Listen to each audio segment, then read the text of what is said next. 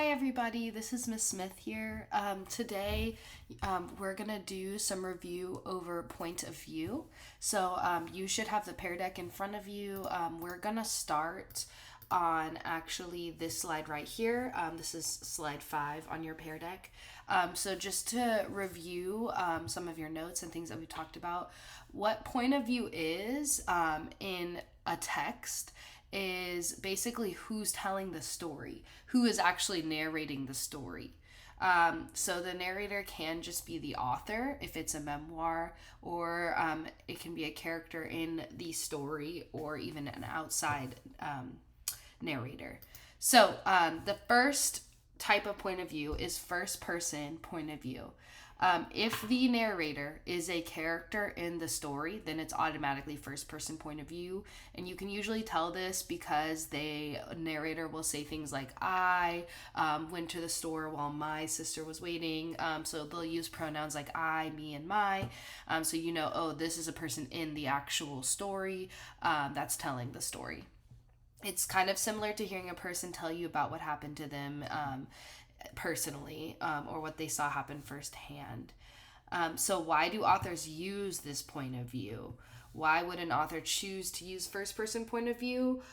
Typically in a story where first person point of view is used, the author does this to kind of give you a really good insight into the main character's thoughts and feelings.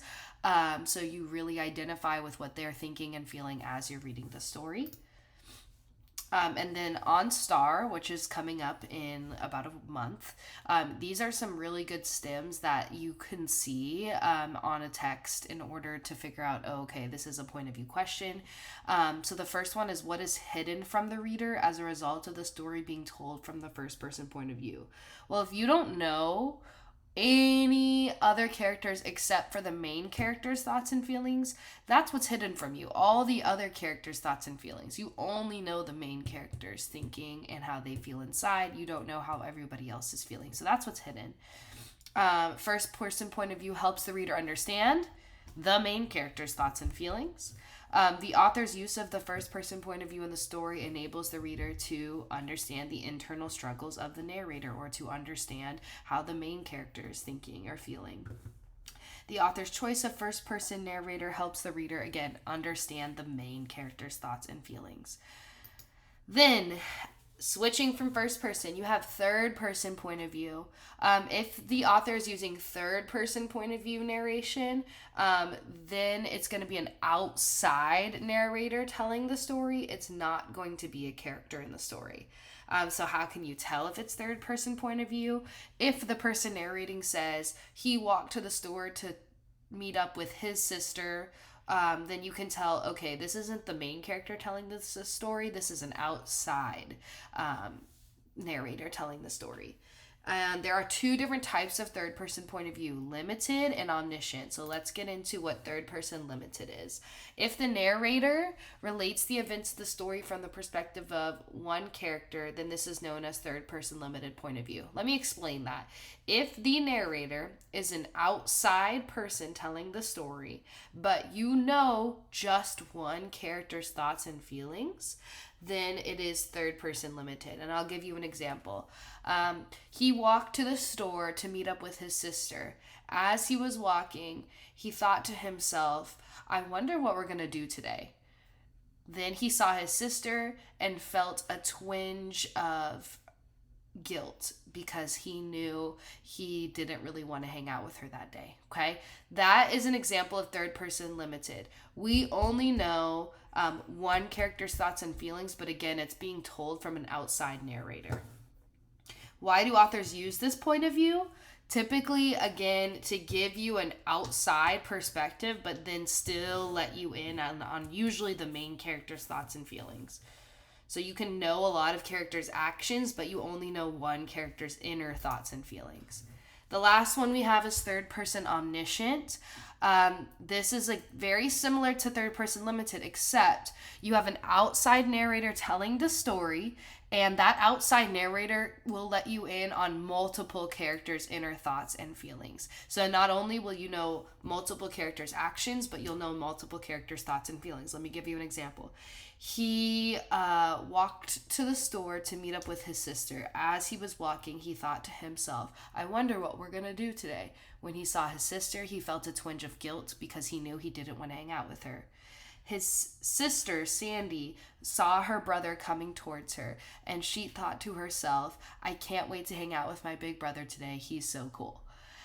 So then you have, again, that's an example of Omniscient because you've got an outside narrator telling the story, but you're knowing two characters' inner thoughts and feelings. Why do authors use this point of view? Usually that's going to let you, the reader, in on so many different points of views and thoughts and feelings as you're reading. So it gives you an even deeper perspective as you're reading a story to know all these different characters' inner thoughts and feelings, and you're still getting an outside person telling it. Okay, I want you to go ahead and click on this link to complete the Ed puzzle. Make sure you sign in with Google. Once you have finished the Ed puzzle, go ahead and pause this video to complete this. Then you'll come back to this video and finish because we're going to go over point of view. So go ahead and pause and then complete this Ed puzzle and come back. All right, y'all, you should have finished the Ed puzzle. Now we're back on this mini lesson. So this is now practice with point of view. I just went over the different types of point of view. Now we're going to actually practice within some small texts. So again, point of view is going to really affect how you understand a story. So the first thing I want to do is have you watch this video on your own.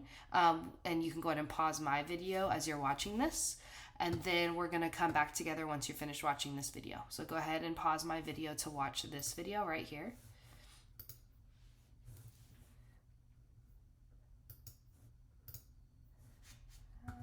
Okay, you should have watched this video on your own, and now we're back. So again, I've already talked about first-person point of view and why an author would choose this. The strengths of first-person point of view, it creates greater intimacy and understanding between the reader and who the main character is. A first-person narrator is probably going to be biased, meaning you only are going to get the main character's thoughts and feelings and not how everyone else feels, so it's going to be biased. Let's see, third-person limited strengths. It offers a very similar level of understanding because you still have an outside narrator, but you still get the inner thoughts and feelings usually of one character who's usually the main character. And it allows the reader to learn new information as the point of view character does. So it kind of like while the character's learning something, you're learning it too. Because it's an outside narrator telling the story. And then third person omniscient, it allows the narrator to use a completely different voice from any other character. The author has freedom to give you all different information at any time, and it can be useful if you're trying to tell multiple different perspectives. So now what we're going to do, we're going to look at this passage and we're going to figure out what point of view is being used. And we have this little chart to remind us what first person point of view, third person limited, and third person omniscient is. So it says, I blame the apple core left on the cafeteria floor. When I slipped on it, I went down hard. My tray clattered and my lunch splattered. It seemed like time had stopped until I heard Sarah's voice. So I'm going to highlight some key words in here. It says, that's probably a bad color. Here we go. I blame the apple core left on the cafeteria. When I slipped on it, I went down hard. My tray clattered and my lunch splattered. It seemed like time had stopped until I heard Sarah's voice. So just based on who's speaking, I can tell this is like a first person point of view narration because you can tell it's from the main character in the story. So we're going to write that this is first person POV. And it says explain your thinking because the main character is telling us about their personal experience. Okay, so make sure that you have this written and the same things highlighted. I'll move this over so you can actually read what I wrote. Okay.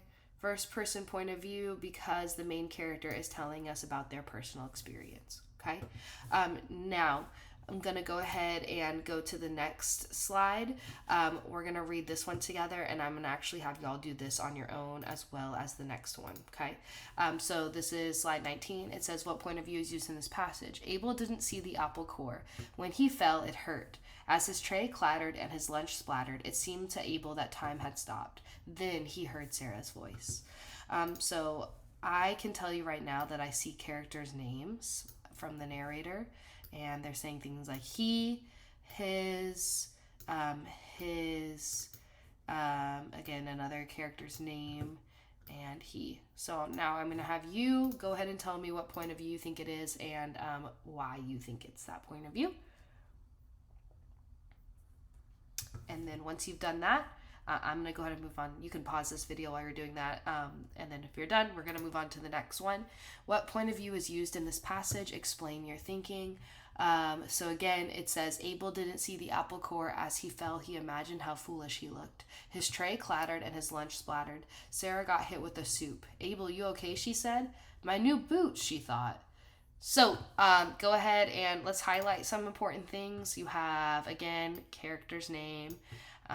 He fell. He imagined how foolish he looked. His tray clattered and his lunch splattered. Sarah got hit with the soup. Abel, you okay? She said.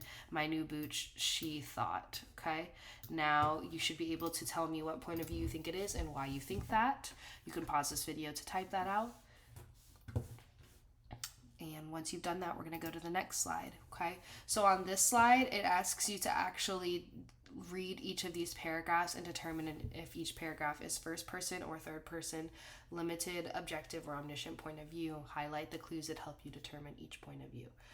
Well, it's not a draw slide, so we'll just write right here for number one what we think it is. I'll help you with number one. It says, I woke up, ran to the window, and threw open the blinds. Mom, it actually snowed last night, I yelled. I pulled out my phone, hoping to see school was closed for the day so I could go out and sled. Okay, so a couple of, if I was to highlight clues, some clues I see are I woke up,